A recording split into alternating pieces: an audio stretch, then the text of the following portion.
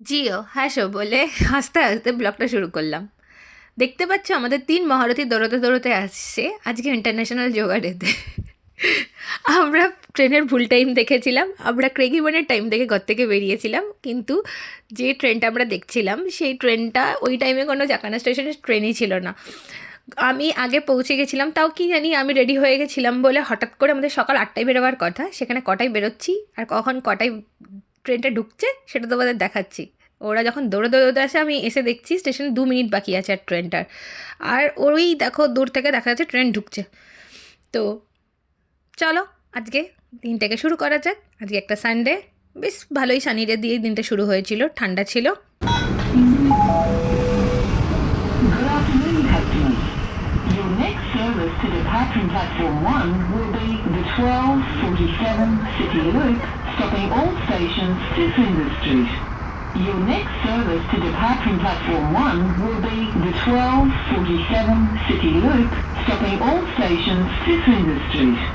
And always remember. কিছু কয়েকটা essential জিনিস কেনার ছিল, কিন্তু কোথায় যাব খুঁজতে খুঁজতে ঠিকই করা হয়েছিল না কোথায় যাব, ডিএফও যাব না কোথায় যাব। লাস্টে আমরা যখন নর্থ মেলবোর্ন যাই তখন দেখলাম ট্রেনটা সিটি লিপ দিয়ে ঘুরে যাচ্ছে, তো আমরা মেলবোর্ন সেন্ট্রালেই প্রথমে নেমে গেলাম। মেলবোর্ন সেন্ট্রালে কয়েকটা জিনিস থেকে তারপরে ডিএফও যাবো ভাবলাম। যেহেতু ইনস্ট্যান্ট প্ল্যান, ওরকম কিছু খাওয়া দাওয়া খেয়েও আসেনি, যাই সকালে চা বিস্কুট খেয়ে, আর ওরা যেহেতু চা বিস্কুট খায় না, ওরা মিল্কশেক খেয়েই বেরিয়ে গেছিলো। তো যখন এসে দেখলাম প্রচণ্ড ভিড়, আমরা ভাবলাম তাহলে বাইরেই খেয়ে নেবো। আর আমাদের সকাল ৮টা বেরিয়ে 12:47 ট্রেন ধরেছি। ওই মোটামুটি ১৫ থেকে ২০ মিনিটের মধ্যে আমরা পৌঁছে গেছিলাম মেলবোর্ন সেন্ট্রাল, কেননা পরপরই এসেছে। এবং এখানে তো দেখতে প্রত্যেকটা জিনিসই খুব ভালো লাগে। এই ভ্যালিগার্লের স্টোরটা ক্লোজ হয়ে যাচ্ছে বলে খুব অ্যাডভার্টাইজমেন্ট দিচ্ছে। পুরো ভ্যালিগার্ল না, মেলবোর্ন সেন্ট্রালের এই স্টোরটা বন্ধ হয়ে যাচ্ছে বলে প্রচুর অ্যাডভার্টাইজমেন্ট দিচ্ছিল, সোশ্যাল মিডিয়া রিলসে দেখছিলাম। চারদিকটা তো খুবই ভালো লাগে। এখানে ওই প্রতি ঘন্টাতে ঘন্টাতে স্পেশালি 12টার সময় এখানে একটা ক্লক শো হয়, তো দেখতে খুব ভালো লাগে। তারপর আমরা বেরিয়ে গেলাম, পাশেই দেখতে পাচ্ছ স্টেট লাইব্রেরি ভিক্টোরিয়া, পাশ দিয়ে মেলবোর্নের ট্রাম লাইন। এখানে তো সব থেকে ওটাই খুব ভালো লাগে, কারণ মেলবোর্নের ট্রামটা হচ্ছে ওয়ার্ল্ডের নাম্বার 1 ট্রাম লাইন, যে এতটা আরবানের মধ্যে নেটওয়ার্ক কভারেজ করে অপারেশনাল হিসেবে। তো মানে খুব ইজিলি অ্যাভেলেবেল, আমার প্রচুর রুটে চলে। সানডে যেহেতু প্রত্যেকটা চার্চে খুব ভিড় ছিল। তো এভাবে এগোতে এগোতে কোথায় যাব ঠিক করতে করতে বার্ক স্ট্রিট মলের দিকে এগোলাম। ভাবলাম যে না, যখন মেলবোর্ন সেন্ট্রালে যা যা কিনতে দেখা ছিল সেগুলো পাওয়াই গেল না, তাহলে চলো ডিএফওই ফাইনালি যাওয়া হোক। ডিএফও যাওয়ার জন্য আমরা পৌঁছে গেলাম প্রথমে বার্ক স্ট্রিট মল থেকে আবার ট্রাম ধরে যাব নেক্সট। এই জায়গাগুলো দেখতে চলতে খুবই ভালো লাগে, কেননা বিদেশের রাস্তায় এই জিনিসগুলোই মানে একটু অন্যরকম লাগে। এইগুলো দেখতেই সেই মানুষের যেটা বিদেশ বিদেশ ফিল যেটাকে মানুষ বলে সেটাই ফিল হয়। কেন না ওই একঘেয়ে গাড়ি ঘোড়া বা যেটা যানজট যেটা হয় সেগুলোর বাইরে গিয়ে মানুষ এখানে নিজের মতো করে হাঁটতে পারে, বাচ্চারাও যেতে পারে, ট্রামও নিজের গতিতে চলে। গাড়ি ঘোড়ার ভিড়ভাট্টা এই রুটে একটু কমই হয়, কারণ গাড়ির রুট আলাদা রুট, আর এটা পুরো ট্রাম লাইনের জোন, নর্মাল গাড়ির রুট নয়। মানুষ ইজিলি হেঁটে চলাচল করতে পারে, সাইকেল ট্র্যাক আছে সেখানে মানুষ যায়। তো এখানে আমরা দাঁড়িয়ে রইলাম ট্রামের জন্য। তো প্রথমে যে ট্রামটা ঢুকলো আমরা ওই ট্রেনে চাপবো না, বা এর পরের ট্রামটা চাপবো, তাহলে একদম ডিওপোর সামনে ঢুকবো। তো ওই আমি এই ট্রামটা আসছে দেখে আমি প্রথমে না দেখে নাম্বারে ঢুকতে গেলাম, মাজিদ আমাকে আটকে বললো না না এই ট্রামটা নয়। ও আচ্ছা, কারণ আমরা কথা বলতে বলতে আসছিলাম, তো খেয়াল করিনি কত নাম্বার ট্রাম আসছে। তো পরের ট্রামটা আসতেই উঠে গেলাম। চারদিকটা দেখো কি সুন্দর লাগছে, রবিবারে সকাল সব গাছের পাতাগুলো ঝরে গেছে ধীরে ধীরে, যেহেতু শীতকাল শুরু হয়ে গেছে। হঠাৎ টাটা বাই বাই হয়ে গেছে। আর এক একটা ট্রাম এক এক রকম কালারের, আগে যেমন পুরো গ্রিন থাকতো, যেমন এটা ঢুকছে এটা, তেমনি অনেক ট্রাম অনেক রকম কালারের, স্কাই ব্লু, ওটা পিছনেটাই স্কাই ব্লু আসছে, তারপরে রেড, তারপরে এদের যেটা নর্মাল যেটা একটা ঐতিহ্যবাহী ওল্ড ট্রাম হয় সেটা গ্রিন কালারের, অন্যরকম গ্রিন কালারের। এই করতে করতে ডিএফও নেমে গেলাম। এখানে একটা মজার জিনিস হয়েছে, আমরা যখন নামলাম এই ডিএফও স্টপেজে মানে ক্যাসিনো, ক্রাউন ক্যাসিনোতে, তখন দেখলাম একটা রুট, এখানে এই রুটে ট্রামের সাথে সাথে গাড়িও যাতায়াত করে। তো ওই রুটে দেখলাম কি হঠাৎ করে সব বন্ধ। আমরা ভাবলাম কী হলো, কি না কোনো গাড়ি লিক করে পেট্রোল পড়েছে, তার জন্য পুরো রোডকে বন্ধ করে দিয়েছে কিছুটা পেট্রোল পড়ার জন্য। কারণ এদেশের সেফটিটা ওরা খুব বেশি ম্যাটার করে ছোট জিনিসের জন্য। প্রচুর গাড়ি দাঁড় করে দিয়েছে, পুলিশের গাড়ি, 2-3টে গাড়ি শুধু বালির এসছে, ছোটো ছোটো গাড়ি, আবার যখন আমরা ফিরবো তখন দেখলাম ওই বাড়িগুলোকে তোলার জন্য আবার 2-3টে গাড়ি এসছে। মাই গুডনেস, একটা ছোট্ট পেট্রোল পাওয়ার জন্য, যেটা এদেশের একটা অন্যতম জিনিস লাগে, যে কোনো ছোটো হোক খাটো হোক সেফটি এদের প্রচুর ম্যাটার করে। তো এই জন্যই এদের এইসব দেশের কালচারগুলো আলাদা রকম, কারণ এদের তো পপুলেশনও কম, এদের জন্য মানায়ও। কিন্তু আমাদের দেশের তো পপুলেশন অনেক বেশি, তো আমরা যদি এরকম করতে যাই আরও উল্টে প্রচুর টাইমিং চলে যাবে, মানুষের নর্মাল কাজেও বিঘ্ন হবে। তারপরে অনেকক্ষণ ডিওপোতে শপিং করতে করতে বেজে গেল প্রায় 4:30 ঘড়ির কাটায়। খিদেতে পেট জ্বলছে, কারণ সকালে চা বিস্কুট খেয়ে বেরিয়েছিলাম। তারপরে খেয়ে নিয়ে এলাম সাবওয়ে থেকে একটা র্যাপ। এটা র্যাপ ছিল না, এটা ওই বার্গার টাইপের ভেজ নিয়েছিলাম, যাতে সবাই যেহেতু ভেজ ছিল সব আমরা ভেজ নিয়েছিলাম। তারপরে কি করব, সবার খিদেতে পেট জ্বলছে। ওই যে তোমাদের তখন বলছিলাম, এই দেখো পুরো লাইনটা বন্ধ করে দিয়েছে এবং ওখানে বালি তোলার জন্য এত বড় একটা গাড়ি এসছে, আর পিছনে দেখো কতগুলো পুলিশ আর এমনি গাড়ি আছে। তারপরে দাঁড়িয়ে রইলাম, কি খাবো ভাবতে ভাবতে সবাই বললো দিল্লি রক্সে তাহলে খেতে যাবো। ঠিক আছে চলো, আগে দিল্লি রক্সে খাবো, তারপরে আবার বাগ স্ট্রিটের ওদিকেটাতে যাবো, কিছু কেনার আছে। তখন ভেবেছিল যে ওখানে পাওয়া যায়নি, তাহলে হয়তো পাওয়া যাবে আমাদের ডিএফওতে। এসে আমি নিয়ে নিয়েছিলাম এটা দিল্লি রক্স থেকে। আর দিল্লি রক্সে খাওয়ার পর যেহেতু রিমি আসেনি, তো ধোসাহাট থেকে ওর জন্য কিছু খাবার নেওয়া হয়েছিল। সবাই নিয়ে নিয়েছিল জুতো, কেননা এখানে ইয়ার এন্ড সেলও শুরু হয়ে গেছে। এখানে যেহেতু ফিনান্সিয়াল ইয়ারটা শুরু হয় 1 জুলাই থেকে 30 জুন, তো এই জুন মাসের লাস্ট সপ্তাহে এখানে ইয়ার এন্ড ফিনান্সিয়াল ইয়ার এন্ডের সেল চলে। তো আমার তো জুতো নেওয়ার মতো নেই, ইচ্ছে থাকলেও উপায় নেই, কারণ ব্যাগেও তো ফেরার সময় সেই 2টো ব্যাগে এসেছি, ফিরতে হবে 2টো ব্যাগেই, তাহলে ইচ্ছে থাকলে আর কি করা যাবে, পরে নেব।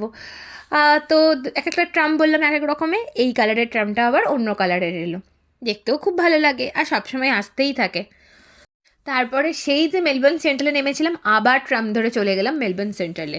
এবার গিয়ে ওখানে দেখলাম মিনিশোর একটা খুব সুন্দর, এখানে একটা কিউট টাইপের ডেকোরেশন করে সাজিয়েছি, সেটা দেখলাম। ওয়াল ক্লকটা তো এখন বাজবে না, 5:30টার সময় আবার টিং করে ঘন্টা বাজলো, তো সেটা দেখে নিয়ে একটু গল্প টল্প করে নিয়ে জেবি হাইফাই গেলাম। ওরা কেনা ছিল এয়ারপোর্ট কেনা হলো, অনেক দিন থেকেই কেনার ইচ্ছে ছিল, আমার না বাকিদের।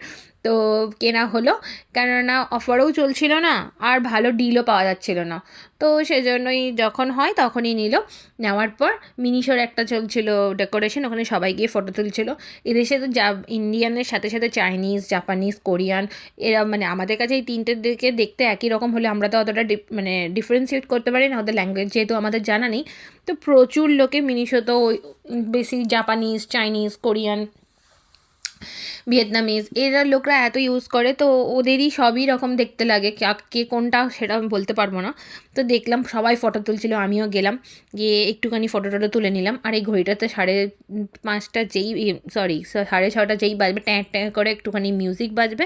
কিন্তু ওই যে শোটা হয় সেটা দুপুর 12টার সময়, বিশাল বড় একটা শো হয়, পাখি কী সুন্দর বেরোয় ওই ক্লকটার নিচে থেকে, আর্টিফিশিয়াল পাখি, অনেকক্ষণ ধরে শো হয়, সবাই দেখে সেটা। এই দেখো সেই ডেকোরেশনটা, চলো এবার দেখে নেওয়া যাক। তারপরে কি, জেবি হাইফাই থেকে কিনে আবার গেছিলাম আমরা কয়েকটা পারফিউম কিনতে, টারফিউম কিনে ট্রেন ধরে বাড়ি চলে এলাম এভাবে।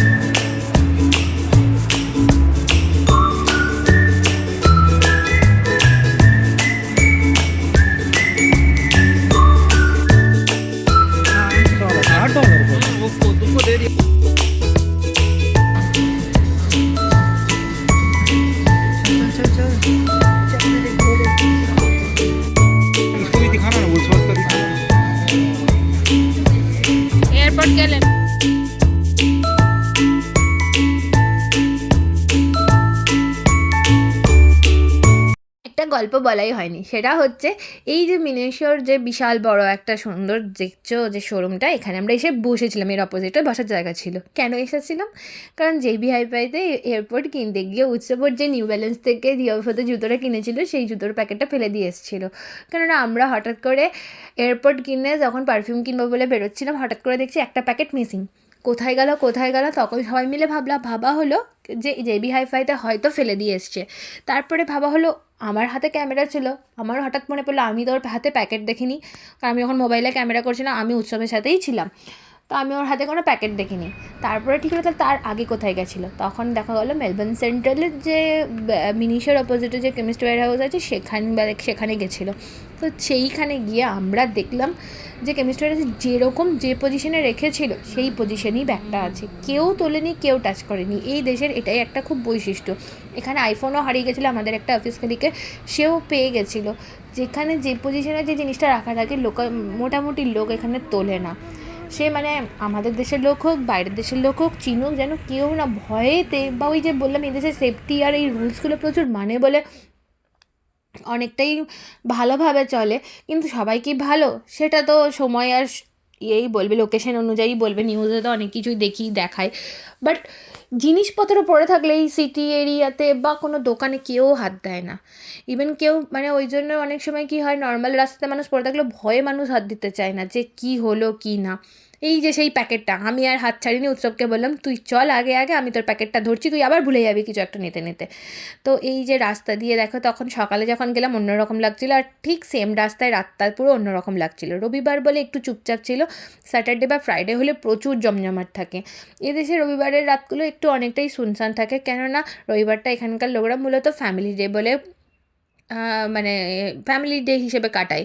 আর দ্বিতীয়ত হচ্ছে ওই অফার বা উইক সেল শুরু হয়েছে বলে সে তাও লোকজনের ভিড় আছে। অজি লোকরা খুবই কমই দেখা যায় এই সময় রাস্তাতে, সানডেতে স্পেশালি। আর এখানে এখন শীতকাল যেহেতু, তো ওই 4:30-র মধ্যেই প্রায় অন্ধকার নেমে চলে আসে, 5টার মধ্যে পুরো অন্ধকার। গ্রীষ্মকালে যেখানে সূর্য থাকে 10:30 অবধি, শীতকালে তো পুরোই উল্টো। তো এই ঠান্ডার মধ্যে কেউ বেরোয়নি।